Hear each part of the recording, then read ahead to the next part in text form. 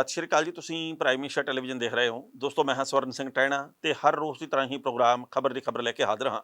पहली वड्डी खबर दे वाले जाण तो पहला पंजाब के मौसम की हालबेनी। पंजाब दे विच मौसम लंघे कल सोहना हो गया। सवेर दे वेले जलंधर ते आले दुआले के खेतरां दे विच मींह पिया।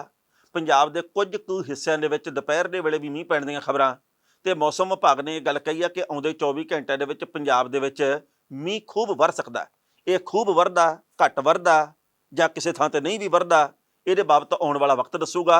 ਪਰ ਲੰਘੇ ਕੱਲ ਦੁਆਬੇ ਦੇ ਕਈ ਹਿੱਸਿਆਂ ਦੇ ਵਿੱਚ ਮੀਂਹ ਪਿਆ, ਪਰ ਜਦੋਂ ਫਰੀਦਕੋਟ ਦੇ ਖੇਤਰ ਦੇ ਵੱਲ ਫੋਨ ਕਰਕੇ ਪੁੱਛਿਆ, ਉਹਨਾਂ ਨੇ ਕਿਹਾ ਜੀ ਕਣੀ ਇੱਕ ਨਹੀਂ ਆਈ, ਬਿਲਕੁਲ ਗਰਮੀ ਜ਼ੋਰਾਂ ਦੇ ਉੱਤੇ ਆ। ਸੋ ਕਈ ਥਾਵਾਂ ਦੇ ਉੱਤੇ ਮੀਂਹ ਦੇ ਕਰਕੇ ਮੌਸਮ ਸੋਹਣਾ ਹੋ ਗਿਆ, ਕਈ ਥਾਵਾਂ ਦੇ ਉੱਤੇ ਗਰਮੀ ਬਰਕਰਾਰ ਰਹੀ ਹੈ।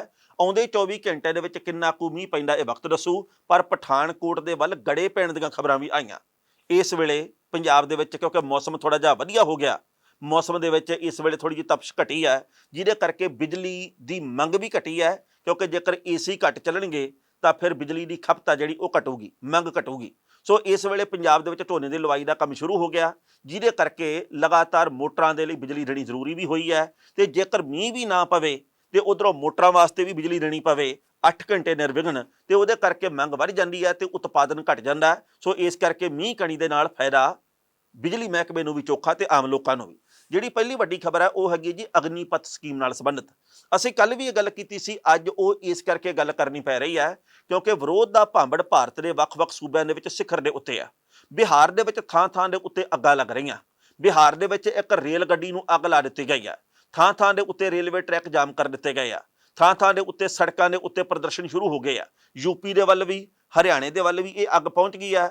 ਬਿਹਾਰ ਦੇ ਵੱਲ ਤਾਂ ਬਹੁਤ ਜ਼ੋਰ ਸ਼ੋਰ ਦੇ ਨਾਲ ਇਹਦੇ ਖਿਲਾਫ ਵਿਰੋਧ ਕੀਤਾ ਜਾ ਰਿਹਾ। ਮਤਲਬ ਇਹ ਹੈ ਕਿ ਅਗਨੀਪਥ ਸਕੀਮ ਦੇ ਤਹਿਤ ਜਿਹੜੇ ਅਗਨੀਵੀਰ ਭਰਤੀ ਕਰਨੇ ਆ, ਇਸ ਮਾਮਲੇ ਦੇ ਉੱਤੇ ਵਿਰੋਧ ਹੋਰ ਵੀ ਹੋਣਾ। ਆਉਂਦੇ ਸਮੇਂ ਦੇ ਵਿੱਚ ਸ਼ਾਇਦ ਵਿਰੋਧ ਦਾ ਇਹ ਭਾਂਬੜ ਪੰਜਾਬ ਦੇ ਵਿੱਚ ਵੀ ਬਲੇ, ਇਸ ਗੱਲ ਦੀ ਆਸ ਹੈ। ਕਿਉਂਕਿ ਸਰਕਾਰ ਦੇ ਵੱਲੋਂ ਹੋਰ ਤਾਂ ਬਾਕੀ ਵੱਖ-ਵੱਖ ਮਹਿਕਮੇ ਠੇਕੇ ਤੇ ਦਿੱਤੇ ਜਾ ਹੀ ਰਹੇ ਆ। ਅਸੀਂ ਆ ਵੀ ਠੇਕੇ ਤੇ ਕਰਤਾ, ਆ ਵੀ ਨਿੱਜੀ ਹੱਥਾਂ ਦੇ ਵਿੱਚ, ਆ ਵੀ ਠੇਕੇ ਤੇ, ਆ ਵੀ ਠੇਕੇ ਤੇ। ਯਾਰ 4 ਸਾਲ ਦੇ ਲਈ ਫੌਜੀ ਵੀਰਾਂ ਨੂੰ ਭਰਤੀ ਕਰਨਾ, ਤੇ ਜਦੋਂ 4 ਸਾਲ ਪੂਰੇ ਹੋ ਗਏ ਤੇ ਉਹ ਖੁਦ ਨੂੰ ਸੇਵਾ ਮੁਕਤ ਵੀ ਨਹੀਂ ਕਹਿ ਸਕਦੇ। ਉਹ ਕਹਿਣਗੇ ਖੁਦ ਨੂੰ ਕੀ, ਤੁਸੀਂ 4 ਸਾਲ ਦੇ ਲਈ ਕੰਟਰੈਕਟ ਕਰ ਲਿਆ ਅਗਨੀਪਥ ਸਕੀਮ ਦੇ ਤਹਿਤ ਵੀ ਜਲ ਸੈਨਾ, ਥਲ ਸੈਨਾ ਤੇ ਹਵਾਈ ਸੈਨਾ ਦੇ ਵਿੱਚ 4 ਸਾਲ ਦੇ ਲਈ ਅਗਨੀਵੀਰ ਰੱਖੇ ਜਾਣੇ ਅਗਨੀਪਥ ਸਕੀਮ ਦੇ ਤਹਿਤ। ਪਰ 4 ਸਾਲਾਂ ਬਾਅਦ ਉਹਨਾਂ ਦਾ ਕੀ ਬਣੂਗਾ? ਬੜੀ ਗੌਰ ਦੇ ਨਾਲ ਇਹ ਸੁਣਨ ਵਾਲੀ ਗੱਲ ਹੈ। ਭਾਰਤ ਦੇ ਨੇਤਾ 5 ਸਾਲ ਵਾਸਤੇ ਚੁਣੇ ਜਾਂਦੇ, 5 ਸਾਲ ਦੇ ਲਈ, ਭਾਵੇਂ ਵਿਧਾਇਕ ਹੋਵੇ, ਭਾਵੇਂ ਕੋਈ ਮੈਂਬਰ ਪਾਰਲੀਮੈਂਟ ਹੋਵੇ, ਭਾਵੇਂ ਕੋਈ ਹੋਰ ਆ। 5 ਸਾਲ ਦੇ ਲਈ ਨੇਤਾ ਚੁਣੇ ਜਾਂਦੇ ਆ, ਪਰ ਫੌਜੀ 4 ਸਾਲ ਦੇ ਲਈ ਰੱਖਣੇ ਆ। ਫੌਜੀ 4 ਸਾਲ ਵੀਰ ਨੌਜਵਾਨ ਨੌਕਰੀ ਕਰਨਗੇ, ਇਹਨਾਂ ਨੂੰ ਬਾਅਦ ਦੇ ਵਿੱਚ ਪੈਨਸ਼ਨ ਦੇ ਰੂਪ ਦੇ ਵਿੱਚ ਇੱਕ ਪੰਜੀ ਨਹੀਂ ਮਿਲਣੀ। ਪਰ ਨੇਤਾ ਨੇ ਭਾਵੇਂ ਦੁੱਕੀ ਦਾ ਕੰਮ ਨਾ ਕੀਤਾ ਹੋਵੇ ਪੂਰੇ 5 ਵਰਿਆਂ ਦੇ ਵਿੱਚ, ਆਖਰੀ ਸਾਹ ਤੱਕ ਉਹਨੂੰ ਪੈਨਸ਼ਨ ਮਿਲਦੀ ਆ। ਭਾਵੇਂ ਉਹ ਮੰਤਰੀ ਹੋਵੇ ਤੇ ਭਾਵੇਂ ਇਕੱਲਾ ਵਿਧਾਇਕ ਰਿਹਾ ਹੋਵੇ ਤੇ ਭਾਵੇਂ ਉਹ ਮੈਂਬਰ ਪਾਰਲੀਮੈਂਟ ਰਿਹਾ ਹੋਵੇ। ਮਤਲਬ ਇਹ ਆ ਵੀ ਨੇਤਾ ਨੂੰ ਸਾਰੀਆਂ ਸਹੂਲਤਾਂ ਜਿਹਨੇ ਕਰਨਾ ਕੱਖ ਨਹੀਂ, ਸਿਰਫ ਲੋਕਾਂ ਦੇ ਵਿੱਚ ਫਿੱਕ ਪਾਉਣੀ ਹੈ ਤੇ ਲੋਕਾਂ ਦੇ ਵਿੱਚ ਵਿਗਾੜ ਪੈਦਾ ਕਰਨੇ ਆ, ਲੋਕਾਂ ਦੇ ਵਿੱਚ ਤਾਲਮੇਲ ਦੀ ਘਾਟ ਰੱਖਣੀ ਆ। ਕਦੇ ਧਰਮ ਦੇ ਨਾਂ ਤੇ ਪਸੂੜੀ ਪਾ ਦਿਓ ਤੇ ਕਦੇ ਜਾਤ ਦੇ ਨਾਂ ਤੇ ਪਸੂੜੀ ਪਾ ਦਿਓ, ਇਸ ਗੱਲ ਦੇ ਪੈਸੇ ਲੈਣੇ ਆ। ਪਰ ਜੇਕਰ ਕੋਈ ਫੌਜੀ ਵੀਰ ਆ ਜਿਹੜਾ, ਉਹ ਕਦੇ ਬਾਰਡਰ ਦੇ ਉੱਤੇ ਨੌਕਰੀ ਕਰੂਗਾ, ਕਦੇ ਉਹ ਦਰਿਆਵਾਂ ਦੇ ਕੰਢੇ ਤੇ ਨੌਕਰੀ ਕਰੂਗਾ, ਕਦੇ ਉਹ ਜਾ ਕੇ ਜੰਗਲੀ ਖੇਤਰ ਦੇ ਵਿੱਚ ਨੌਕਰੀ ਕਰੂਗਾ, ਕਦੇ ਦੇਸ਼ ਦੀਆਂ ਹੱਦਾਂ ਦੀ ਰਾਖੀ ਹੈ ਜਿਹੜੀ ਉਹ ਲਦਾਖ ਦੇ ਵੱਲ ਜਾ ਕੇ ਕਰੂਗਾ। ਇਹ ਉਹ ਆਪਣੇ ਜਜ਼ਬੇ ਦੀ ਪੇਸ਼ਕਾਰੀ ਕਰਦੇ ਸੀ, ਸਲਾਮ ਕਰਦੇ ਉਹਨਾਂ ਫੌਜੀ ਵੀਰਾਂ ਨੂੰ। ਪਰ ਯਾਰ ਆਪਾਂ ਦੇਣਾ ਕੀ ਆ? ਜਿਵੇਂ ਪਟਵਾਰੀ ਠੇਕੇ ਤੇ ਭਰਤੀ ਕੀਤੇ ਜਾਂਦੇ ਆ, ਜਿਵੇਂ ਅਧਿਆਪਕ ਠੇਕੇ ਤੇ ਭਰਤੀ ਕੀਤੇ ਜਾਂਦੇ ਆ, ਜਿਵੇਂ ਹੋਰ ਮਹਿਕਮਿਆਂ ਦੇ ਵਿੱਚ ਕੰਮ ਠੇਕੇ ਤੇ ਆ, ਹੁਣ ਆਪਾਂ ਫੌਜ ਦੇ ਨਾਲ ਵੀ ਆਹ ਕੁਝ ਕਰਾਂਗੇ। ਲੰਘੇ ਕੱਲ ਪਹਿਲੀ ਵਾਰ ਕੈਪਟਨ ਅਮਰਿੰਦਰ ਸਿੰਘ ਨੇ ਗੱਲ ਕਹੀ ਹੈ ਵੀ 4 ਸਾਲ ਕੋਈ ਸਮਾਂ ਨਹੀਂ ਹੁੰਦਾ। ਇਸ ਅਗਨੀਪਥ ਸਕੀਮ ਦੇ ਉੱਤੇ ਕੇਂਦਰ ਦੀ ਸਰਕਾਰ ਨੂੰ ਮੁੜ ਕੇ ਵਿਚਾਰ ਕਰਨਾ ਚਾਹੀਦਾ। ਤੇ ਪਤਾ ਜੀ ਇਹ ਸਾਰਾ ਕੁਝ ਕਿਉਂ ਕੀਤਾ ਜਾ ਰਿਹਾ ਕੇਂਦਰ ਦੀ ਸਰਕਾਰ ਦੇ ਵੱਲੋਂ? ਕਿਉਂਕਿ ਪੈਨਸ਼ਨ ਤੇ ਤਨਖਾਹ ਦਾ ਪੈਸਾ ਬਚਾਉਣ ਦੀ ਚਾਹਵਾਨ। ਜੇਕਰ ਕੋਈ ਵੀਰ ਆ ਜਿਹੜਾ ਫੌਜੀ ਵੀਰ ਆਪਣਾ ਪੂਰਾ ਸਮਾਂ ਨੌਕਰੀ ਕਰਦਾ, ਉਹਨੂੰ ਬਾਅਦ ਦੇ ਵਿੱਚ ਸਾਰੀ ਉਮਰ ਪੈਨਸ਼ਨ ਦੇਣੀ ਪੈਂਦੀ ਹੈ। ਸਰਕਾਰ ਨੇ ਗਲੋਂ ਗਲਾਵਾਂ ਹੀ ਲਾਤਾ ਵੀ 4 ਸਾਲ ਦੇ ਲਈ ਫੌਜੀ ਭਰਤੀ ਕਰੋ, ਬਾਅਦ ਦੀ ਗੱਲ ਬਾਅਦ ਦੇ ਵਿੱਚ, ਫਿਰ ਭਰਤੀ ਕਰ ਲਓ, ਬਾਅਦ ਦੀ ਗੱਲ ਬਾਅਦ ਦੇ ਵਿੱਚ। ਇਹ ਸਕੀਮ ਫੇਲ ਹੋਣ ਦੇ ਪੂਰੇ ਅਸਾਰ ਹੈ। ਹਾਲਾਂਕਿ ਕੇਂਦਰ ਦੀ ਸਰਕਾਰ ਇਹ ਜਾਣਦੀ ਕਿ ਭਾਰਤ ਦੇ ਵਿੱਚ ਬੇਰੁਜ਼ਗਾਰੀ ਬਹੁਤ ਹੈ ਤੇ ਨੌਜਵਾਨ ਭੱਜੇ ਆਉਣਗੇ ਵੀ ਚਲੋ 4 ਸਾਲ ਵਾਸਤੇ ਰੁਜ਼ਗਾਰ ਸਹੀ। ਪਰ ਜਿਹੜੇ ਬੰਦੇ ਨੇ ਜਜ਼ਬੇ ਦੇ ਤਹਿਤ 4 ਸਾਲ ਦੇਸ਼ ਦੇ ਲੇਖੇ ਲਾਤੇ, ਬਾਅਦ ਦੇ ਵਿੱਚ ਆਪਾਂ ਉਹਨੂੰ ਘਰ ਦੇ ਵਿੱਚ ਬਿਠਾ ਦਈਏ, ਨਾ ਉਹ ਉਧਰ ਜੋਗਾ ਨਾ ਉਹ ਉਧਰ ਜੋਗਾ, ਉਹਦਾ ਕਸੂਰ ਕੀ ਆ? ਇਹ ਕਿਹੜੇ ਕਾਰਨ ਆ? ਕੀ ਇਹ ਦੇਸ਼ ਦੇ ਵਿੱਚ ਰੱਖਿਆ ਪ੍ਰਣਾਲੀ ਮਜ਼ਬੂਤ ਕਰਨ ਵਾਲੀ ਗੱਲ ਹੈ? ਕੀ ਇਹ ਦੇਸ਼ ਦੇ ਵਿੱਚ ਐਕਸੈਪਟ ਕਰਨ ਵਾਲੀ, ਕਬੂਲ ਕਰਨ ਵਾਲੀ ਗੱਲ ਹੈ? ਇਸ ਮਾਮਲੇ ਦੇ ਉੱਤੇ ਬਹੁਤ ਵੱਡੇ ਪੱਧਰ ਦੇ ਉੱਤੇ ਵਿਰੋਧ ਹੋ ਰਿਹਾ। ਪਹਿਲਾਂ ਇਸ ਰਿਪੋਰਟ ਦਾ ਵੇਰਵਾ ਸਾਂਝਾ ਕਰਦੇ ਆ ਤੇ ਫਿਰ ਕਰਾਂਗੇ ਟਿੱਪਣੀ। ਭਾਰਤੀ ਸੈਨਾ ਦੇ ਵਿੱਚ ਭਰਤੀ ਦੇ ਲਈ ਕੇਂਦਰ ਸਰਕਾਰ ਦੇ ਵੱਲੋਂ ਲਿਆਂਦੀ ਗਈ ਸਕੀਮ ਅਗਨੀਪਥ ਦੇ ਖਿਲਾਫ ਭੜਕਿਆ ਹੋਇਆ ਗੁੱਸਾ ਹਰਿਆਣੇ ਦੇ ਰਵਾੜੀ ਖੇਤਰ ਦੇ ਵਿੱਚ ਵੀ ਪਹੁੰਚ ਗਿਆ। ਵੀਰਵਾਰ ਨੂੰ ਸੈਂਕੜੇ ਨੌਜਵਾਨਾਂ ਨੇ ਰਵਾੜੀ ਬੱਸ ਅੱਡੇ ਦੇ ਉੱਤੇ ਹਿੰਸਕ ਪ੍ਰਦਰਸ਼ਨ ਕੀਤਾ। ਇਸ ਤੋਂ ਬਾਅਦ ਭੀੜ ਨਾਈਵਾਲੀ ਚੌਕ ਦੇ ਉੱਤੇ ਪਹੁੰਚ ਗਈ ਤੇ ਭੰਨਤੋੜ ਸ਼ੁਰੂ ਕਰ ਦਿੱਤੀ। ਸਰਕਾਰ ਦੇ ਇਸ ਫੈਸਲੇ ਦੇ ਖਿਲਾਫ ਪੂਰੇ ਭਾਰਤ ਦੇ ਵਿੱਚ ਗੁੱਸੇ ਦੀ ਲਹਿਰ ਹੈ। ਰਵਾੜੀ ਦੇ ਵਿੱਚ ਸਵੇਰ ਤੋਂ ਹੀ ਮਾਹੌਲ ਤਣਾਅਪੂਰਨ ਬਣਿਆ ਰਿਹਾ ਤੇ ਇਸ ਹਿੰਸਕ ਪ੍ਰਦਰਸ਼ਨ ਨੂੰ ਦੇਖਦੇ ਹੋਏ ਬੱਸ ਅੱਡੇ ਦੇ ਆਲੇ ਦੁਆਲੇ ਦੇ ਬਾਜ਼ਾਰ ਪੂਰੀ ਤਰ੍ਹਾਂ ਬੰਦ ਕਰ ਦਿੱਤੇ ਗਏ। ਇੱਥੇ ਭਾਰੀ ਪੁਲਿਸ ਫੋਰਸ ਤਾਇਨਾਤ ਕੀਤੀ ਗਈ। ਫਿਲਹਾਲ ਪੁਲਿਸ ਸਥਿਤੀ ਸੰਭਾਲਣ ਦੇ ਵਿੱਚ ਜੁਟੀ ਹੋਈ ਹੈ। ਇਸ ਪ੍ਰਦਰਸ਼ਨ ਦੀ ਵਜ੍ਹਾ ਕਰਕੇ ਰੋਡਵੇਜ਼ ਬੱਸਾਂ ਦਾ ਸੰਚਾਲਨ ਪ੍ਰਭਾਵਿਤ ਹੋਇਆ। ਦੁਪਹਿਰੇ 2 ਵਜੇ ਲੰਘੇ ਕੱਲ ਪੁਲਿਸ ਨੇ ਬੱਸ ਅੱਡੇ ਤੇ ਨਾਈਵਾਲੀ ਚੌਕ ਦੇ ਵਿੱਚ ਲੱਗਿਆ ਜਾਮ ਖੁਲਵਾ ਦਿੱਤਾ।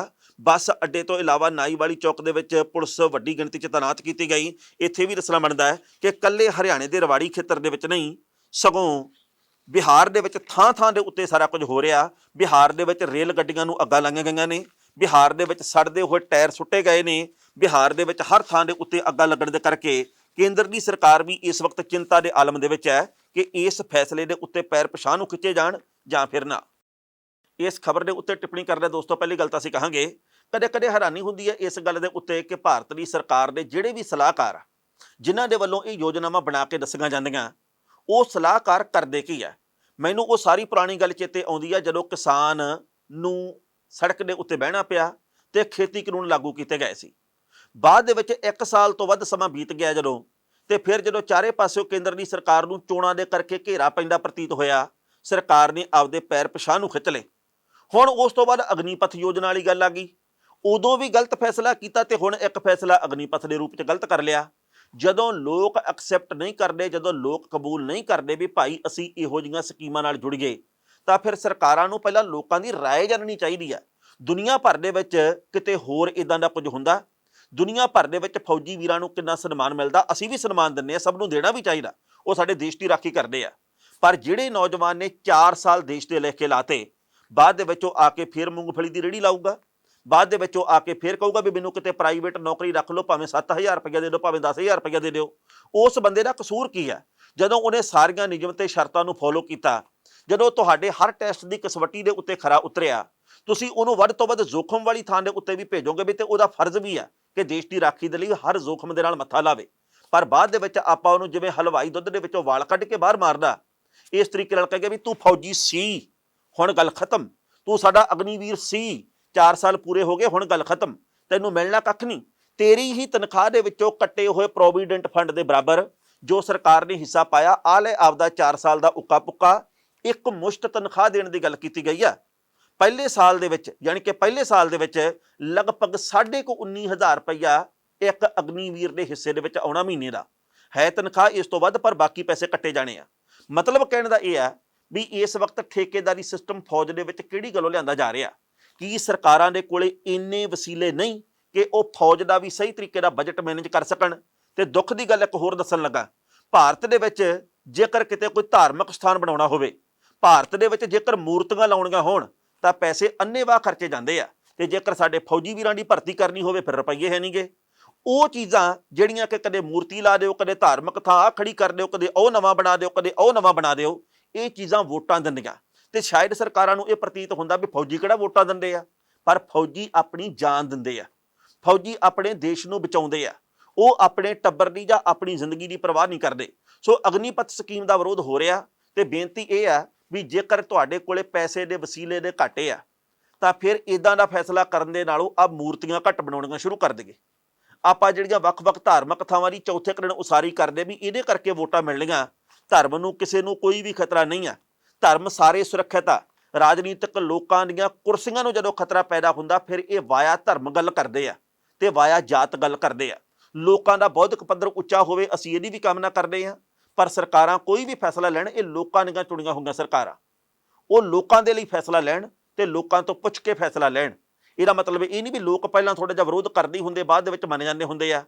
ਇਦਾਂ ਦਾ ਕੁਝ ਹੁੰਦਾ ਰਿਹਾ, ਪਰ ਕਈ ਗੱਲਾਂ ਇਹੋ ਜਿਹੀਆਂ ਹੁੰਦੀਆਂ ਜਿਹੜੀਆਂ ਲੋਕਾਂ ਦੇ ਹਲਕ ਤੋਂ ਥੱਲੇ ਨਹੀਂ ਜਾਂਦੀਆਂ, ਤੇ ਇਹਨਾਂ ਗੱਲਾਂ ਦੀ ਰਮਜ ਨੂੰ ਸਮਝਣਾ ਚਾਹੀਦਾ। ਦੁਨੀਆ ਭਰ ਦੇ ਕਿਸੇ ਦੇਸ਼ ਦੇ ਵਿੱਚ ਕਦੇ ਇਦਾਂ ਹੁੰਦਾ ਵੀ ਲੋਕਾਂ ਦੇ ਉੱਤੇ ਆਪਾਂ ਕਾਨੂੰਨ ਥੋਪਤਾ, ਆਪਾਂ ਸਕੀਮ ਥੋਪਤੀ, ਉਹ ਲੋਕਾਂ ਤੋਂ ਪੁੱਛ ਕੇ ਪਹਿਲਾਂ ਸਰਵੇਖਣ ਕਰਵਾਉਂਦੇ ਆ, ਵੋਟਿੰਗ ਕਰਵਾਉਂਦੇ ਆ, ਵੋਟਿੰਗ ਕਿਹੜੇ ਪਾਸੇ ਦੀ ਆ ਉਹਦੇ ਆਧਾਰ ਦੇ ਉੱਤੇ ਜੇ ਵੱਧ ਹੋਵੇ ਭਾਈ ਆਹ ਚੀਜ਼, ਆਹ ਸਕੀਮ, ਆਹ ਗੱਲ ਸ਼ੁਰੂ ਹੋ ਜੇ ਤਾਂ ਫਿਰ ਹੋ ਜਾਂਦੀ ਹੈ, ਨਹੀਂ ਤਾਂ ਨਹੀਂ। ਪਰ ਇੱਥੇ ਭਾਰਤ ਦੇ ਵਿੱਚ ਲੋਕ ਵਿਰੋਧ ਕਰਦੇ ਆ ਤੇ ਸਿਰਫ ਇਹ ਗੱਲ ਕਹੀ ਜਾਂਦੀ ਹੈ ਕਿ ਵਿਰੋਧੀ ਪਾਰਟੀਆਂ ਅਗਲਾ ਰਹੀਆਂ ਹਨ, ਵਿਰੋਧੀ ਪਾਰਟੀਆਂ ਇਦਾਂ ਕਰ ਰਹੀਆਂ ਹਨ। ਫੌਜ ਦੇ ਵਿੱਚ ਰਾਜਨੀਤੀਕਰਨ ਵੀ ਨਹੀਂ ਹੋਣਾ ਚਾਹੀਦਾ ਤੇ ਫੌਜ ਦੇ ਵਿੱਚ ਠੇਕੇਦਾਰੀ ਸਿਸਟਮ ਵੀ ਨਹੀਂ ਹੋਣਾ ਚਾਹੀਦਾ। ਫੌਜੀ ਜਵਾਨ ਪੱਕੇ ਤੌਰ ਤੇ ਰੱਖਣੇ ਚਾਹੀਦੇ ਆ, ਰੈਗੂਲਰ ਭਰਤੀਆਂ ਹੀ ਹੋਣੀਆਂ ਚਾਹੀਦੀਆਂ, ਫੌਜੀਆਂ ਤੇ ਮਾਣ ਹੋਣਾ ਚਾਹੀਦਾ, ਉਹਨਾਂ ਦੀ ਵੱਧ ਤੋਂ ਵੱਧ ਮਦਦ ਹੋਣੀ ਚਾਹੀਦੀ ਆ, ਸਮੇਂ ਦੀ ਲੋੜ ਆ। ਸਿੱਧੂ ਮੂਸੇਵਾਲਾ ਦੇ ਕਤਲकांड ਦੇ ਮਾਮਲੇ ਦੇ ਵਿੱਚ ਪੁਲਿਸ ਦੇ ਵੱਲੋਂ ਦਾਅਵਾ ਕੀਤਾ ਗਿਆ ਕਿ ਬਹੁਤ ਵੱਡੇ ਵੱਡੇ ਖੁਲਾਸੇ ਹੋ ਰਹੇ ਆ।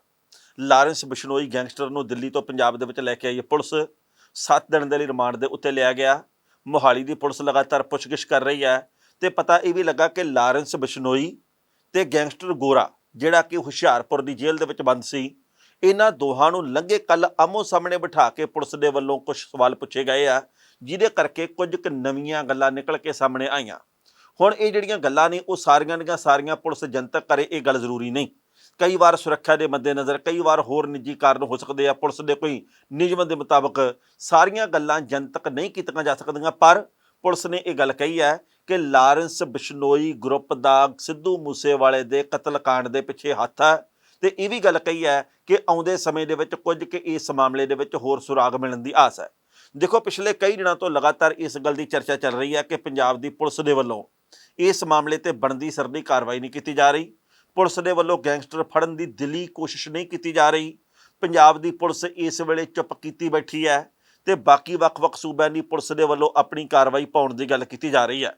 ਰਾਜਾ ਵੜਿੰਗ ਨੇ ਤੇ ਕਈ ਹੋਰ ਨੇਤਾਵਾਂ ਨੇ ਇਸ ਮਾਮਲੇ ਤੇ ਸਵਾਲ ਚੁੱਕੇ ਸੀਗੇ, ਪਰ ਜਿਸ ਤਰੀਕੇ ਦੇ ਨਾਲ ਹੁਣ ਪੁਲਿਸ ਦੇ ਵੱਲੋਂ ਇਹ ਗੱਲ ਕਹੀ ਜਾ ਰਹੀ ਹੈ ਕਿ ਅੱਗੇ ਤੋਂ ਅੱਗੇ ਕਈ ਕੜੀਆਂ ਸਾਹਮਣੇ ਆ ਰਹੀਆਂ, ਉਹਦੇ ਨਾਲ ਮੰਨਿਆ ਜਾ ਰਿਹਾ ਕਿ ਸ਼ਾਇਦ ਪੰਜਾਬ ਪੁਲਿਸ ਉਹਨਾਂ ਕਾਤਲਾਂ ਤੱਕ ਪਹੁੰਚ ਜਾਵੇ ਛੇਤੀ, ਜਿਨ੍ਹਾਂ ਨੇ ਕਿ ਇਹ ਕਤਲ ਕੀਤਾ, ਜਿਨ੍ਹਾਂ ਨੇ ਸਿੱਧੂ ਮੂਸੇਵਾਲੇ ਦੀ ਜਾਨ ਲਈ ਹੈ। ਸੋ ਸਮੇਂ ਦੇ ਨਾਲ ਬਹੁਤ ਕੁਝ ਸਾਹਮਣੇ ਆਉਣ ਦੀ ਆਸ ਵੱਝਦੀ ਹੈ। ਪਹਿਲਾਂ ਇਸ ਰਿਪੋਰਟ ਦਾ ਅਸੀਂ ਵੇਰਵਾ ਸਾਂਝਾ ਕਰਦੇ ਹਾਂ ਤੇ ਫਿਰ ਕਰਾਂਗੇ ਟਿੱਪਣੀ। ਪੰਜਾਬੀ ਗਾਇਕ ਸਿੱਧੂ ਮੂਸੇਵਾਲਾ ਕਤਲकांड ਦੇ ਮਾਮਲੇ ਵਿੱਚ ਪੁਲਿਸ ਨੂੰ ਅਹਿਮ ਸੁਰਾਗ ਮਿਲੇ ਨੇ। ਗੈਂਗਸਟਰ ਲਾਰੈਂਸ ਬਿਸ਼ਨੋਈ ਦੇ ਕੋਲੋਂ ਪੁੱਛਗਿੱਛ ਤੋਂ ਬਾਅਦ ਪੁਲਿਸ ਹੁਸ਼ਿਆਰਪੁਰ ਜੇਲ੍ਹ ਤੋਂ ਗੈਂਗਸਟਰ ਗੁਰਬੀਰ ਗੋਰਾ ਨੂੰ ਲੈ ਕੇ ਆਈ। ਪੁਲਿਸ ਨੇ ਲਾਰੈਂਸ ਤੇ ਗੋਰੇ ਨੂੰ ਆਮੋ ਸਾਹਮਣੇ ਬਿਠਾ ਕੇ ਪੁੱਛਗਿੱਛ ਕੀਤੀ, ਜਿਸ ਦੇ ਵਿੱਚ ਸਿੱਧੂ ਮੂਸੇਵਾਲਾ ਕਤਲकांड ਦੇ ਨਾਲ ਜੁੜੇ ਕਈ ਅਹਿਮ ਸੁਰਾਗ ਮਿਲੇ ਨੇ। ਇਸ ਤੋਂ ਇਲਾਵਾ ਪੁਲਿਸ ਨੂੰ ਮੂਸੇਵਾਲਾ ਦੇ ਕਤਲ ਦੇ ਵਿੱਚ ਇਸਤੇਮਾਲ ਹਥਿਆਰਾਂ ਦੇ ਬਾਰੇ ਨਸੀਬ ਖਾਨ ਤੇ ਪਵਨ ਬਿਸ਼ਨੋਈ ਤੋਂ ਅਹਿਮ ਸੁਰਾਗ ਮਿਲੇ ਨੇ। ਇਹ ਹਥਿਆਰ ਪੰਜਾਬ ਹਰਿਆਣਾ ਬਾਰਡਰ ਦੇ ਉੱਤੇ ਦਫਨਾਏ ਗਏ ਨੇ। ਪੁਲਿਸ ਇਹਨਾਂ ਨੂੰ ਛੇਤੀ ਹੀ ਬਰਾਮਦ ਕਰ ਸਕਦੀ ਹੈ। ਤਿਹਾੜ ਜੇਲ੍ਹ ਤੋਂ ਲਿਆਂਦੇ ਗਏ ਲਾਰੈਂਸ ਨੂੰ ਮਾਨਸਾ ਕੋਰਟ ਨੇ 7 ਦਿਨ ਦੇ ਰਿਮਾਂਡ ਦੇ ਉੱਤੇ ਦਿੱਤਾ। ਕੱਲ ਪੂਰਾ ਦਿਨ anti gangster task force, special investigation team, counter intelligence department ਤੇ ਆਰਗੇਨਾਈਜ਼ਡ ਕ੍ਰਾਈਮ ਕੰਟਰੋਲ ਯੂਨਿਟ ਦੀਆਂ ਟੀਮਾਂ ਨੇ ਲਾਰੈਂਸ ਦੇ ਕੋਲੋਂ ਪੁੱਛਗਿੱਛ ਕੀਤੀ। ਲਾਰੈਂਸ ਨੂੰ ਮਾਨਸਾ ਤੋਂ ਖਰੜ CIA ਸਟਾਫ ਲਿਆਉਣ ਤੋਂ ਬਾਅਦ ਕਿਸੇ ਸੀਕ੍ਰੇਟ ਲੋਕੇਸ਼ਨ ਦੇ ਉੱਤੇ ਸ਼ਿਫਟ ਕੀਤਾ ਗਿਆ ਸੀ। ਮੂਸੇਵਾਲਾ ਕਤਲकांड ਦੇ ਵਿੱਚ ਦਿੱਲੀ ਪੁਲਿਸ ਨੇ 8 ਸ਼ੱਕੀ ਸ਼ਾਰਪ ਸ਼ੂਟਰਾਂ ਦੀ ਲਿਸਟ ਜਾਰੀ ਕੀਤੀ ਸੀ। ਹਾਲਾਂਕਿ ਪੰਜਾਬ ਪੁਲਿਸ ਨੇ ਹਾਲੇ ਤੱਕ ਕਿਸੇ ਦੀ ਪੁਸ਼ਟੀ ਨਹੀਂ ਕੀਤੀ। ਇਸ ਲਿਸਟ ਦੇ ਵਿੱਚ ਸ਼ਾਮਲ ਹੀਰਾਮਨ ਕਾਂਬਲੇ ਉਰਫ ਸੌਰਵ ਮਹਾਕਾਲ ਨੂੰ ਪੁਣੇ ਪੁਲਿਸ ਨੇ ਫੜਿਆ ਸੀ। ਦਿੱਲੀ ਪੁਲਿਸ ਨੇ ਕਿਹਾ ਕਿ ਉਹ ਹੱਤਿਆ ਦੇ ਵਿੱਚ ਸ਼ਾਮਲ ਨਹੀਂ ਸੀ। ਉਸ ਤੋਂ ਬਾਅਦ ਗੁਜਰਾਤ ਦੇ ਕੱਛ ਖੇਤਰ ਤੋਂ ਸੰਤੋਸ਼ ਯਾਦਵ ਤੇ ਨਵਨਾਥ ਸੂਰਿਆਵੰਸ਼ੀ ਨੂੰ ਫੜਿਆ ਗਿਆ। ਹਾਲਾਂਕਿ ਪੁਲਿਸ ਦੇ ਵੱਲੋਂ ਇਹ ਗੱਲ ਕਹੀ ਜਾ ਰਹੀ ਹੈ ਕਿ ਕੁਝ ਕੁ ਨਵੇਂ ਖੁਲਾਸੇ ਇਸ ਤਰੀਕੇ ਨਾਲ ਸਾਹਮਣੇ ਆ ਰਹੇ ਨੇ ਕਿ ਲਾਰੈਂਸ ਬਿਸ਼ਨੋਈ ਗਰੁੱਪ ਦੇ ਕੁਝ ਮੈਂਬਰਾਂ ਦੇ ਵੱਲੋਂ ਮਿਲ ਕੇ ਇਹ ਕਤਲ ਕੀਤਾ ਗਿਆ ਹੋ ਸਕਦਾ ਹੈ। ਇਸ ਮਾਮਲੇ ਦੇ ਵਿੱਚ ਅਗਲੇ ਖੁਲਾਸਿਆਂ ਤੋਂ ਬਾਅਦ ਗੱਲ ਕਲੀਅਰ ਹੋਵੇਗੀ ਕਿ ਕੌਣ ਕਿੰਨਾ ਇਸ ਮਾਮਲੇ ਦੇ ਵਿੱਚ ਜ਼ਿੰਮੇਵਾਰ ਹੈ। ਇਸ ਖਬਰ ਦੇ ਉੱਤੇ ਟਿੱਪਣੀ ਕਰ ਰਹੇ ਦੋਸਤੋ, ਪਹਿਲੀ ਗੱਲ ਤਾਂ ਅਸੀਂ ਕਹਾਂਗੇ ਪੁਲਿਸ ਦੇ ਵੱਲੋਂ ਇਹ ਗੱਲ ਕਹੀ ਜਾ ਰਹੀ ਹੈ ਕਿ ਅਸੀਂ ਲਗਾਤਾਰ ਅੱਗੇ ਤੋਂ ਅੱਗੇ ਇਸ ਪੜਤਾਲ ਨੂੰ ਵਧਾ ਰਹੇ ਹਾਂ, ਪਰ ਜਿੰਨੀ ਕੁ ਮੀਡੀਆ ਦੇ ਵਿੱਚ ਜਾਣਕਾਰੀ ਆਈ ਆ ਉਹਦੇ ਆਧਾਰ ਤੇ ਪਤਾ ਲੱਗਾ ਵੀ ਲਾਰੈਂਸ ਬਿਸ਼ਨੋਈ ਨੇ ਕਿਹਾ ਕਿ ਅਸੀਂ ਤਾਂ ਆਪ ਕਤਲ ਨਹੀਂ ਕੀਤਾ, ਨਾ ਕਰਵਾਇਆ, ਪਰ ਹਾਂ ਇਹ ਜ਼ਰੂਰ ਆ ਕਿ ਸਾਡਾ ਪੂਰਾ ਜਿਹੜਾ ਗੈਂਗ ਗਰੁੱਪ ਆ ਉਹ ਇਸ ਗੱਲੋਂ ਸਿੱਧੂ ਮੂਸੇਵਾਲੇ ਦੇ ਨਾਲ ਨਾਰਾਜ਼ ਸੀ। ਇਸ ਗੱਲੋਂ ਥੋੜੀ ਜਿਹੀ ਖਟਪਟੀ ਵੀ ਸੀ ਕਿਉਂਕਿ ਵਿੱਕੀ ਮਿੱਡੂ ਖੇੜਾ ਦਾ ਕਤਲ ਹੋਇਆ ਤੇ ਸਿੱਧੂ ਮੂਸੇਵਾਲੇ ਦੇ ਇੱਕ ਮੈਨੇਜਰ ਦੇ ਵੱਲੋਂ ਉਹਨਾਂ ਕਾਤਲਾਂ ਦੀ ਪੁਸ਼ਤਪਨਾਹੀ ਕੀਤੀ ਗਈ ਜਾਂ ਕੋਈ ਮਦਦ ਕੀਤੀ ਗਈ ਹੋਣੀ ਆ। ਬਾਅਦ ਦੇ ਵਿੱਚ ਸਿੱਧੂ ਦੇ ਵੱਲੋਂ ਉਸ ਆਪਣੇ ਮੈਨੇਜਰ ਨੂੰ ਆਸਟ੍ਰੇਲੀਆ ਪਹੁੰਚਾ ਦਿੱਤਾ ਗਿਆ, ਉਹਦੀ ਮਦਦ ਵੀ ਕੀਤੀ ਗਈ। ਇਸ ਕਰਕੇ ਅਸੀਂ ਇਸ ਮਾਮਲੇ ਦੇ ਵਿੱਚ ਹਰਖ ਮੰਨਦੇ ਸੀ। ਪਰ ਇਹ ਵੀ ਗੱਲ ਕਹੀ ਗਈ ਆ, ਜਿਵੇਂ ਕਿ ਮੀਡੀਆ ਦੇ ਵਿੱਚ ਆਈ ਆ, ਕਿ ਲਾਰੈਂਸ ਨੇ ਕਿਹਾ ਕਿ ਮੈਂ ਕਤਲ ਨਹੀਂ ਕਰਵਾਇਆ ਤੇ ਮੈਂ ਇਹੋ ਜਿਹਾ ਕੋਈ ਆਰਡਰ ਨਹੀਂ ਦਿੱਤਾ। ਉਸ ਤੋਂ ਅਗਲੀ ਗੱਲ ਇਹ ਆ ਵੀ ਲਾਰੈਂਸ ਨੇ ਮੰਨਿਆ, ਜੋ ਕਿ ਮੀਡੀਆ ਦੇ ਵਿੱਚ ਆਇਆ, ਕਿ ਅਸੀਂ ਇਸ ਤੋਂ ਪਹਿਲਾਂ ਕਈ ਕਲਾਕਾਰਾਂ ਦੇ ਕੋਲੋਂ ਫਿਰੌਤੀ ਵਸੂਲ ਕਰ ਚੁੱਕੇ ਹਾਂ। ਇਹ ਵੀ ਗੱਲ ਕਹੀ ਹੈ ਵੀ ਸਾਡੀ ਕਿਸੇ ਨਾਲ ਕੋਈ ਈਰਖਾ ਦੀ ਭਾਵਨਾ ਨਹੀਂ ਸੀ, ਪਰ ਹਾਂ ਇਹ ਆ ਕਿ ਜੋ ਫੋਲੋਅਰ ਨੇ ਜਾਂ ਇਨਕਮ ਹੈ ਉਹਦੇ ਆਧਾਰ ਦੇ ਉੱਤੇ ਅਸੀਂ ਬੰਦਾ ਤੈਅ ਕਰਦੇ ਹੁੰਦੇ ਸੀ ਵੀ ਭਾਈ ਕਿਹਦੇ ਕੋਲੋਂ ਫਿਰੌਤੀ ਲੈਣੀ ਚਾਹੀਦੀ ਹੈ। ਸੋ ਇਸ ਤਰੀਕੇ ਦੀਆਂ ਜਾਣਕਾਰੀਆਂ ਪੁਲਿਸ ਦੇ ਸਾਹਮਣੇ ਆ ਰਹੀਆਂ, ਪਰ ਇਹਦੇ ਵਿੱਚੋਂ ਇੱਕ ਗੱਲ ਬੜੀ ਕਲੀਅਰ ਨਿਕਲ ਕੇ ਸਾਹਮਣੇ ਆਉਂਦੀ ਹੈ ਕਿ ਪੰਜਾਬ ਦੇ ਕਈ ਕਲਾਕਾਰਾਂ ਦੇ ਕੋਲੋਂ ਫਿਰੌਤੀ ਲਈ ਗਈ ਹੈ। ਹਾਲਾਂਕਿ ਉਹਨਾਂ ਕਲਾਕਾਰਾਂ ਨੇ ਕਦੇ ਇਸ ਗੱਲ ਨੂੰ ਮੰਨਿਆ ਨਹੀਂ ਜਾਂ ਮੀਡੀਆ ਦੇ ਮੂਹਰੇ ਆ ਕੇ ਗੱਲ ਦੱਸੀ ਨਹੀਂ ਕਿ ਮੇਰੇ ਕੋਲੋਂ ਵੀ ਫਰੌਤੀ ਲੈ ਲਈ, ਫਲਾਣੇ ਨੇ ਮੇਰੇ ਕੋਲੋਂ ਲਈ ਹੈ। ਪਰਦੇ ਦੇ ਨਾਲ ਚੁੱਪ ਕਰਕੇ ਪੰਜਾਬ ਦੇ ਕਈ ਕਲਾਕਾਰਾਂ ਨੇ ਫਰੌਤੀ ਦਿੱਤੀ ਹੈ। ਇਹਦਾ ਮਤਲਬ ਇਹ ਨਿਕਲਦਾ ਪੰਜਾਬ ਦੇ ਕਈ ਵਪਾਰੀਆਂ ਦੇ ਵੱਲੋਂ ਵੀ ਮੰਨਿਆ ਜਾ ਰਿਹਾ ਜੀ ਕਿ ਸ਼ਾਇਦ ਪੈਸੇ ਦੇ ਕੇ ਆਪਣੀ ਖਹਿੜਾ ਛਡਾਇਆ ਜਾ ਰਿਹਾ। ਪਰ ਪੰਜਾਬ ਦੇ ਵਿੱਚ ਲਗਾਤਾਰ ਇਹ ਵੀ ਖਬਰਾਂ ਆ ਰਹੀਆਂ ਕਿ ਉੱਤੋਂ ਦਿੱਤੀ ਧਮਕੀਆਂ ਆ ਰਹੀਆਂ। ਕਦੇ ਕੋਈ ਬਾਹਰੋਂ ਫੋਨ ਕਰਦਾ, ਕੋਈ ਇੱਧਰੋਂ ਫੋਨ ਕਰਦਾ ਕਿ ਅਸੀਂ ਫਲਾਣੇ ਗਰੁੱਪ ਨਾਲ ਸੰਬੰਧਿਤ, ਅਸੀਂ ਫਲਾਣੇ ਗਰੁੱਪ ਨਾਲ ਸੰਬੰਧਿਤ ਆ। ਪਰ ਉਹ ਬੰਦਿਆਂ ਦੇ ਵਿੱਚੋਂ ਕਈ ਲੋਕ ਨਕਲੀ ਆ, ਉਹਨਾਂ ਦੇ ਵਿੱਚੋਂ ਕਈ ਲੁੱਟ ਖੋਹ ਕਰਨ ਵਾਲੇ ਆ, ਉਹਨਾਂ ਦੇ ਵਿੱਚੋਂ ਕਈ ਇਹ ਆ ਵੀ ਜਿਹੜੇ ਆਨਲਾਈਨ ਫਰਾਡ ਕਰਨ ਵਾਲੀਆਂ ਕੰਪਨੀਆਂ ਨਾਲ ਜੁੜੇ ਹੋਏ ਆ। ਸੋ ਪੁਲਿਸ ਦੇ ਵੱਲੋਂ ਕਈ ਲੋਕ ਗ੍ਰਿਫਤਾਰ ਕੀਤੇ ਗਏ ਤੇ ਪੁਲਿਸ ਦੇ ਵੱਲੋਂ ਜਿਹੜੇ ਲੋਕਾਂ ਨੂੰ ਗ੍ਰਿਫਤਾਰ ਕੀਤਾ ਗਿਆ ਉਹਦੇ ਤੋਂ ਬਾਅਦ ਇਹ ਪਤਾ ਲੱਗਦਾ ਜੀ ਕਿ ਇਸ ਮਾਮਲੇ ਦੇ ਵਿੱਚ ਬੜੀ ਵੱਡੀ ਗਿਣਤੀ ਦੇ ਵਿੱਚ ਲੋਕ ਸਰਗਰਮ ਆ ਇਸ ਵੇਲੇ, ਕਿਉਂਕਿ ਲੋਕਾਂ ਦੇ ਮਨਾਂ ਵਿੱਚ ਦਹਿਸ਼ਤ ਪਸਰੀ ਹੋਈ ਹੈ। ਇਸ ਕਰਕੇ ਇਸ ਮੌਕੇ ਦਾ ਵੱਧ ਤੋਂ ਵੱਧ ਫਾਇਦਾ ਚੁੱਕਣ ਦੇ ਉਹ ਚਾਹਵਾਨ ਆ ਲੋਕ। ਸੋ ਪੰਜਾਬ ਦੀ ਪੁਲਿਸ ਤੇ ਸਾਈਬਰ ਕ੍ਰਾਈਮ ਸੈੱਲ ਇਸ ਮਾਮਲੇ ਤੇ ਸਖਤ ਕਾਰਵਾਈ ਕਰੇ। ਸਮੇਂ ਦੀ ਇਹ ਬਹੁਤ ਵੱਡੀ ਜ਼ਰੂਰਤ ਹੈ ਕਿ ਕਿਸੇ ਨੂੰ ਬਖਸ਼ਿਆ ਨਾ ਜਾਵੇ। ਜਿਹੜੇ ਵੀ ਲੋਕ ਲੁੱਟ ਖਸੁੱਟ ਦੀਆਂ ਇਹੋ ਜਿਹੀਆਂ ਵਾਰਦਾਤਾਂ ਨੂੰ ਅੰਜਾਮ ਦਿੰਦੇ ਆ ਉਹਨਾਂ ਦੇ ਨਾਲ ਸਖਤੀ ਦੇ ਨਾਲ ਹੀ ਸਿੱਝਣਾ ਚਾਹੀਦਾ। ਲੰਘੇ ਕੱਲ ਕਾਂਗਰਸੀਆਂ ਦਾ ਬਹੁਤ ਵੱਡਾ ਵਫਦ ਜਾਂ ਕਹਿ ਲਈਏ ਬਹੁਤ ਵੱਡਾ ਕਾਫਲਾ ਚੰਡੀਗੜ੍ਹ ਦੇ ਵੱਲ ਗਿਆ ਇਸ ਕਰਕੇ ਨਹੀਂ ਕਿਉਂਕਿ ਮਹਿੰਗਾਈ ਦੇ ਖਿਲਾਫ ਪ੍ਰਦਰਸ਼ਨ ਆ, ਗਿਆ ਇਸ ਕਰਕੇ ਆ ਕਿ ਰਾਜਪਾਲ ਦੇ ਨਿਵਾਸ ਦਾ, ਗਵਰਨਰ ਹਾਊਸ ਦਾ ਆਪਾਂ ਘਿਰਾਓ ਕਰਨਾ, ਇਸ ਕਰਕੇ ਕਿਉਂਕਿ ਈਡੀ ਦੇ ਵੱਲੋਂ ਲਗਾਤਾਰ ਰਾਹੁਲ ਗਾਂਧੀ ਦੇ ਕੋਲੋਂ ਪੁੱਛਗਿੱਛ ਕੀਤੀ ਜਾ ਰਹੀ ਹੈ। ਹਰ ਰੋਜ਼ ਬੁਲਾ ਕੇ ਪੁੱਛਗਿੱਛ ਕੀਤੀ ਜਾ ਰਹੀ ਹੈ ਤੇ ਕਾਂਗਰਸੀ ਆਗੂਆਂ ਨੇ ਇਹ ਗੱਲ ਕਹੀ ਆ ਕਿ ਸਾਡੇ ਆਗੂ, ਸਾਡੀ ਅਗਵਾਈ ਕਰਨ ਵਾਲੇ ਨੇਤਾ ਨੂੰ ਜਾਣ ਬੁੱਝ ਕੇ ਈਡੀ ਦੇ ਬਹਾਨੇ ਤੰਗ ਪਰੇਸ਼ਾਨ ਕੀਤਾ ਜਾ ਰਿਹਾ। ਖਬਰਾਂ ਅਸੀਂ ਹਰ ਰੋਜ਼ ਪੜ੍ਹਦੇ ਹਾਂ ਕਿ ਰਾਹੁਲ ਗਾਂਧੀ ਨੂੰ ਅੱਜ ਬੁਲਾਇਆ ਗਿਆ, ਆਹ ਸਵਾਲ ਪੁੱਛੇ ਗਏ, ਕੱਲ ਨੂੰ ਫਿਰ ਬੁਲਾਇਆ ਗਿਆ, ਪਰਸੋਂ ਫਿਰ ਬੁਲਾਇਆ ਗਿਆ। ਕਾਂਗਰਸੀ ਇਸ ਕਰਕੇ ਕਲਪੇ ਤੇ ਉਹ ਚੰਡੀਗੜ੍ਹ ਦੇ ਵਿੱਚ ਪਹੁੰਚੇ। ਕਾਂਗਰਸੀ ਜਦੋਂ ਗਵਰਨਰ ਹਾਊਸ ਦੇ ਵੱਲ ਵਧ ਰਹੇ ਸੀ ਤਾਂ ਉਸ ਵਕਤ ਚੰਡੀਗੜ੍ਹ ਦੀ ਪੁਲਿਸ ਨੇ ਬੈਰੀਕੇਡ ਲਾ ਲਏ। ਜਦੋਂ ਕਾਂਗਰਸੀ ਇਹਨਾਂ ਨੂੰ ਟੱਪ ਕੇ ਜਾਣ ਲੱਗੇ ਤਾਂ ਪਾਣੀ ਦੀਆਂ ਵਾਛੜਾਂ ਵੱਜੀਆਂ ਤੇ ਕਈ ਕਾਂਗਰਸੀ ਹਿਰਾਸਤ ਵਿੱਚ ਲਏ ਗਏ ਆ। ਹੁਣ ਕਾਂਗਰਸੀਆਂ ਨੇ ਗੱਲ ਕਹੀ ਹੈ ਜੀ ਕਿ ਅਸੀਂ ਪਿੱਛੇ ਹਟਣ ਵਾਲੇ ਨਹੀਂ ਤੇ ਕਾਂਗਰਸੀਆਂ ਨੇ ਗੱਲ ਕਹੀ ਹੈ ਕਿ ਰਾਹੁਲ ਗਾਂਧੀ ਦੇ ਨਾਂ ਦੇ ਉੱਤੇ ਜੇਕਰ ਕਾਂਗਰਸ ਨੂੰ ਖੱਜਲ ਕਰਨ ਦੀ ਕੋਸ਼ਿਸ਼ ਕੀਤੀ ਗਈ ਤਾਂ ਅਸੀਂ ਪਿੱਛੇ ਹਟਣ ਵਾਲਿਆਂ ਦੇ ਵਿੱਚੋਂ ਨਹੀਂ। ਯਾਨੀ ਕਿ ਇੱਕ ਪਾਸੇ ਮੋਰਚਾ ਸੰਗਰੂਰ ਦੇ ਵਿੱਚ ਆ, ਦੂਜੇ ਪਾਸੇ ਕੇਂਦਰ ਦੀਆਂ ਨੀਤੀਆਂ ਦੇ ਖਿਲਾਫ ਆ, ਤੀਜੇ ਪਾਸੇ ਈਡੀ ਦੇ ਖਿਲਾਫ ਆ। ਮੋਰਚੇ ਕਾਂਗਰਸ ਦੇ ਵੱਲੋਂ ਕਈ ਖੋਲੇ ਜਾ ਰਹੇ ਆ। ਪਰ ਪਹਿਲਾਂ ਇਸ ਰਿਪੋਰਟ ਦਾ ਵੇਰਵਾ ਸਾਂਝਾ ਕਰਦੇ ਹਾਂ ਤੇ ਫਿਰ ਕਰਾਂਗੇ ਟਿੱਪਣੀ। ਲੰਘੇ ਕੱਲ ਪੰਜਾਬ ਕਾਂਗਰਸ ਦੇ ਨੇਤਾਵਾਂ ਦਾ ਇੱਕ ਵਫਦ ਗਵਰਨਰ ਹਾਊਸ ਨੂੰ ਘੇਰਨ ਦੇ ਲਈ ਗਿਆ, ਜਿਸ ਨੂੰ ਸਫਲਤਾ ਨਹੀਂ ਮਿਲੀ ਤੇ ਕਾਂਗਰਸੀ ਆਗੂਆਂ ਨੂੰ ਪੁਲਿਸ ਦੇ ਵੱਲੋਂ ਹਿਰਾਸਤ ਵਿੱਚ ਲਿਆ ਗਿਆ। ਰਾਜਾ ਵੜਿੰਗ, ਬਰਿੰਦਰ ਸਿੰਘ ਢਿੱਲੋਂ ਤੇ ਕਈ ਹੋਰ ਸੀਨੀਅਰ ਕਾਂਗਰਸੀ ਨੇਤਾਵਾਂ ਦੇ ਵੱਲੋਂ ਇਹ ਗੱਲ ਕਹੀ ਗਈ ਕਿ ਕੇਂਦਰ ਦੀ ਸਰਕਾਰ ਦੇ ਵੱਲੋਂ ਇਸ ਵਕਤ ਕਾਂਗਰਸ ਨੂੰ ਡਰਾਉਣ ਧਮਕਾਉਣ ਦੀ ਕੋਸ਼ਿਸ਼ ਕੀਤੀ ਜਾ ਰਹੀ ਹੈ, ਪਰ ਉਹ ਡਰਨ ਵਾਲੇ ਨਹੀਂ ਤੇ ਉਹ ਝੁਕਣ ਵਾਲੇ ਨਹੀਂ। ਉਹਨਾਂ ਨੇ ਕਿਹਾ ਕਿ ਜਦੋਂ ਪੰਜਾਬ ਦੇ ਵਿੱਚ ਕਾਲਾ ਦੌਰ ਸੀ ਉਸ ਵੇਲੇ ਵੀ ਕਾਂਗਰਸੀ ਪਿੱਛੇ ਨਹੀਂ ਹਟੇ ਤਾਂ ਹੁਣ ਤਾਂ ਪਿੱਛੇ ਹਟਣਾ ਵੀ ਕਿਉਂ ਆ। ਇੱਥੇ ਵੀ ਦੱਸਣਾ ਬਣਦਾ ਕਿ ਕਾਂਗਰਸ ਦੇ ਮੂਹਰੇ ਚੁਣੌਤੀਆਂ ਦਾ ਪਹਾੜ ਹੈ, ਪਰ ਕਾਂਗਰਸੀ ਆਗੂਆਂ ਨੇ ਇਹ ਗੱਲ ਕਹੀ ਹੈ ਕਿ ਸਮੇਂ ਨਾਲ ਹੇਠਾਂ ਉੱਤੇ ਵਾਲੀ ਸਥਿਤੀ ਚੱਲਦੀ ਰਹਿੰਦੀ ਹੈ। ਪਰ ਕਾਂਗਰਸੀ ਬਹੁਤ ਵਾਰ ਨਿਵਾਣ ਦੇ ਵੱਲ ਜਾ ਕੇ ਇੱਕ ਵਾਰ ਫਿਰ ਉਭਾਰ ਦੇ ਵੱਲ ਆਏ ਨੇ ਤੇ ਇੱਕ ਵਾਰ ਫਿਰ ਕਾਂਗਰਸ ਪੂਰੇ ਭਾਰਤ ਦੇ ਵਿੱਚ ਸੋਹਣਾ ਪ੍ਰਦਰਸ਼ਨ ਕਰਨ ਲੱਗੇਗੀ। ਇਸ ਖਬਰ ਦੇ ਉੱਤੇ ਟਿੱਪਣੀ ਕਰਨ ਦਾ ਦੋਸਤੋ ਪਹਿਲੀ ਗੱਲ ਤਾਂ ਅਸੀਂ ਕਹਾਂਗੇ, ਜਿਸ ਤਰੀਕੇ ਦੇ ਨਾਲ ਕਾਂਗਰਸੀਆਂ ਦੇ ਵੱਲੋਂ ਕੱਲ ਪ੍ਰਦਰਸ਼ਨ ਕੀਤਾ ਗਿਆ ਉਹਦੇ ਉੱਤੇ ਕੁਝ ਲੋਕਾਂ ਨੇ ਸਵਾਲ ਵੀ ਕੀਤੇ ਆ ਕਿ ਮਹਿੰਗਾਈ ਦੀ ਖਾਤਰ ਜਾਂ ਹੋਰ ਵੱਖ-ਵੱਖ ਮਸਲਿਆਂ ਦੇ ਉੱਤੇ ਜੇਕਰ ਕਾਂਗਰਸ ਦੇ ਵੱਲੋਂ ਪ੍ਰਦਰਸ਼ਨ ਕੀਤਾ ਜਾਂਦਾ ਤਾਂ ਉਹ ਜ਼ਿਆਦਾ ਚੰਗਾ ਹੁੰਦਾ। ਪਰ ਕਾਂਗਰਸੀਆਂ ਨੇ ਕੱਲ ਆਪਣੀ ਹੋਂਦ ਵੀ ਦਰਸਾਈ ਹੈ ਤੇ ਇਹ ਵੀ ਇੱਕ ਚੁਣੌਤੀ ਦਿੱਤੀ ਆ ਕਿ ਅਸੀਂ ਹੈਗੇ ਹਾਂ, ਅਸੀਂ ਡਰੇ ਨਹੀਂ, ਸਾਡੇ ਕਾਫਲੇ ਵੱਡੇ ਆ, ਤੁਸੀਂ ਹੁਣ ਸਾਨੂੰ ਥੋੜ੍ਹੀ ਕੁ ਗਿਣਤੀ ਦੇ ਵਿੱਚ ਨਾ ਸਮਝੋ। ਅਸੀਂ ਆਉਂਦੇ ਸਮੇਂ ਦੇ ਵਿੱਚ ਸਰਕਾਰ ਦੀਆਂ ਨੀਤੀਆਂ ਦੇ ਖਿਲਾਫ, ਕੇਂਦਰ ਦੀਆਂ ਨੀਤੀਆਂ ਦੇ ਖਿਲਾਫ ਇੱਟ ਦੇ ਨਾਲ ਇੱਟ ਖੜਕਾ ਦਿਆਂਗੇ। ਹੁਣ ਬਹੁਤ ਸਾਰੇ ਲੋਕ ਇਹ ਸਵਾਲ ਕਰਕੇ ਪੁੱਛਦੇ ਆ ਕਿ ਸੰਗਰੂਰ ਦੇ ਵਿੱਚ ਕਾਂਗਰਸ ਦਾ ਕੀ ਬਣੂ। ਨਹੀਂ ਪਤਾ, ਕੋਈ ਬੰਦਾ ਕਿਤੇ ਵੀ ਬੈਠ ਕੇ ਕੁਝ ਵੀ ਕਵੇ ਵੀ ਕਾਂਗਰਸ ਦਾ ਕੁਝ ਨਹੀਂ ਬਣਨਾਗਾ, ਜਾਂ ਕਾਂਗਰਸ ਜਿੱਤ ਹੀ ਜਾਊਗੀ, ਜਾਂ ਕਾਂਗਰਸ ਦੂਜੇ ਨੰਬਰ ਤੇ ਰਹੂ, ਜਾਂ ਸਿਮਰਨਜੀਤ ਸਿੰਘ ਮਾਨ ਪਹਿਲੇ ਨੰਬਰ ਤੇ ਰਹੂ, ਜਾਂ ਮਾਨ ਦੂਜੇ ਨੰਬਰ ਤੇ ਆਊ। ਇੱਦਾਂ ਦੀਆਂ ਗੱਲਾਂ ਸਿਰਫ ਕਿਆਫੇ ਆ।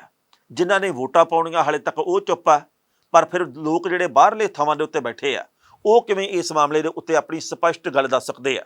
ਪਰ ਹਾਂ, ਇਹ ਗੱਲ ਜ਼ਰੂਰ ਆ ਜਿਹੜੀ ਕਿ ਮੈਂ ਪਹਿਲਾਂ ਵੀ ਕਹੀ ਸੀ, ਜਿਹੜੀ ਕਿ ਚੰਗੀ ਲੱਗੀ ਹੈ। ਸੰਗਰੂਰ ਦੇ ਪੱਤਰਕਾਰਾਂ ਨੇ ਤੇ ਉੱਥੋਂ ਦੀਆਂ ਕਈ ਪੰਚਾਇਤਾਂ ਦੇ ਵੱਲੋਂ ਇਹ ਗੱਲ ਕਹੀ ਜਾ ਰਹੀ ਹੈ ਕਿ ਐਤਕੀ ਸੰਗਰੂਰ ਦੇ ਵਿੱਚ ਦਾਰੂ ਸਿੱਕੇ ਦੀ ਵਰਤੋਂ ਨਹੀਂ ਕੀਤੀ ਜਾ ਰਹੀ। ਹਾਲਾਂਕਿ ਹਾਲੇ 4-5 ਦਿਨ ਬਾਕੀ ਹੈ, ਪਤਾ ਨਹੀਂ ਸ਼ਾਇਦ ਹੋ ਜੇ ਦਾਰੂ ਦੀ ਵਰਤੋਂ ਜਾਂ ਨਾ ਵਰਤੋਂ ਹੋਵੇ। ਪਰ ਇਹ ਗੱਲ ਕਹੀ ਗਈ ਹੈ ਜੀ ਕਿ ਦਾਰੂ ਸਿੱਕੇ ਦੀ ਹਾਲੇ ਤੱਕ ਤਾਂ ਵਰਤੋਂ ਨਹੀਂ, 6 ਦਿਨ ਦੇ ਵਿੱਚ ਪਤਾ ਨਹੀਂ ਦਾਰੂ ਸਿੱਕੇ ਦੀ ਵਰਤੋਂ ਹੋਵੇ ਕਿ ਨਾ ਹੋਵੇ। ਉਸ ਤੋਂ ਅਗਲੀ ਮਹੱਤਵਪੂਰਨ ਗੱਲ ਇਹ ਹੈ ਵੀ ਕਾਂਗਰਸੀ ਇਸ ਵਕਤ ਆਪਣੀ ਹੋਂਦ ਦਰਸਾਉਣ ਦੇ ਲਈ ਜੂਝ ਰਹੇ ਆ ਤੇ ਕਾਂਗਰਸ ਦੇ ਵੱਲੋਂ ਆਪਣਾ ਸ਼ਕਤੀ ਪ੍ਰਦਰਸ਼ਨ ਕਰਨ ਦੀ ਹਰ ਰੋਜ਼ ਕੋਸ਼ਿਸ਼ ਕੀਤੀ ਜਾ ਰਹੀ ਹੈ। ਸਮੁੱਚੀ ਕਾਂਗਰਸ ਦੇ ਵਿੱਚ ਜਿੰਨੇ ਵੀ ਨੇਤਾ ਉਹ ਸਾਰੇ ਦੇ ਸਾਰੇ ਇਸ ਵੇਲੇ ਸੰਗਰੂਰ ਦੇ ਵਿੱਚ ਹੈ ਤੇ ਉਸ ਤੋਂ ਅਗਲੀ ਗੱਲ ਇਹ ਹੈ ਕਿ ਦਲਬੀਰ ਗੋਲਡੀ ਦੇ ਵੱਲੋਂ ਵੀ ਪੂਰੇ ਜੀ ਜਾਨ ਨਾਲ ਪ੍ਰਚਾਰ ਕੀਤਾ ਜਾ ਰਿਹਾ। ਕੁਛ ਨਹੀਂ ਪਤਾ ਵੀ ਕੌਣ ਜਿੱਤੂ ਤੇ ਕੌਣ ਹਾਰੂ, ਪਰ ਇਹ ਗੱਲ ਜ਼ਰੂਰ ਹੈ ਵੀ ਇੱਕ ਵਾਰ ਮੁਕਾਬਲਾ ਉੱਥੇ ਤਿੱਖਾ ਬਣ ਗਿਆ। ਪਹਿਲਾਂ ਲੱਗਦਾ ਸੀ ਕਿ ਮੁਕਾਬਲਾ ਤਿੱਖਾ ਨਹੀਂ ਹੋਣਾ, ਤੇ ਹੁਣ ਪੂਰਾ ਤਿੱਖਾ ਉੱਥੇ ਮੁਕਾਬਲਾ। ਜੇਤੂ ਕੌਣ ਰਹੂ ਤੇ ਹਾਰੂ ਕੌਣ, ਇਹ 26 ਤਰੀਕ ਨੂੰ ਪਤਾ ਲੱਗਣਾ, ਯਾਨੀ ਕਿ 26 ਜੂਨ ਨੂੰ, ਜਿਸ ਦਿਨ ਨਤੀਜੇ ਆਉਣੇ ਆ। ਬਾਕੀ ਚੰਗੇ ਨੂੰ ਲੋਕ ਵੋਟਾਂ ਪਾਉਣ ਤੇ ਮਾੜਿਆਂ ਨੂੰ ਦੁਰਕਾਰ ਦੇਣ, ਇਹਦੀ ਅਸੀਂ ਫਿਰ ਕਾਮਨਾ ਕਰਦੇ ਹਾਂ। ਖਬਰਾਂ ਦੋਸਤੋ ਕਈ ਹੋਰ ਵੀ ਸਨ, ਪਰ ਜੋ ਵਕਤ ਦੀ ਘਾਟ ਹੈ ਇਹ ਰੁਕਣ ਦਾ ਇਸ਼ਾਰਾ ਕਰ ਰਹੀ ਹੈ। ਕੱਲ੍ਹ ਨੂੰ ਇਸੇ ਵੇਲੇ ਖਬਰ ਦੀ ਖਬਰ ਲੈ ਕੇ ਫਿਰ ਹਾਜ਼ਰ ਹੋਵਾਂਗੇ। ਉਦੋਂ ਤੱਕ ਲਈ ਆਗਿਆ ਦਿਓ। ਬਹੁਤ ਬਹੁਤ ਮਿਹਰਬਾਨੀ।